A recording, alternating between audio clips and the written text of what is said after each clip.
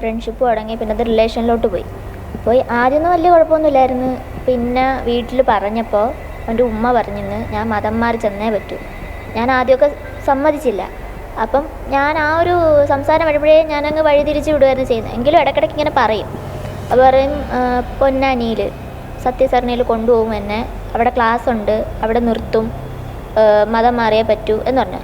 എന്നോട് പറഞ്ഞ അമ്പലത്തിൽ പോകരുത്, തട്ടിടണം, പൊട്ടിടരുത്, കുറിയിടരുത്. ഞാൻ എന്തോ പൊട്ടോ കുറിയോ എന്തോ ഇട്ട് എന്തോ പോസ്റ്റ് ചെയ്യുക എന്തോ ചെയ്ത് ഉടനെ അത് ഡിലീറ്റ് ചെയ്യിപ്പിച്ചെന്നെ കൊണ്ട്.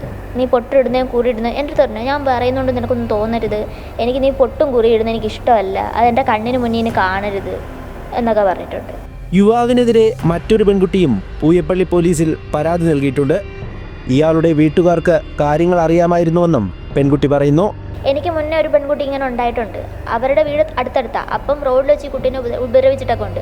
എനിക്കും പേടിയുണ്ട് ഇങ്ങനെ ഉപദ്രവിക്കുമോ എന്നുള്ളത്. അതുകൊണ്ടാണ് ഞാൻ കേസായിട്ട് പോയത്.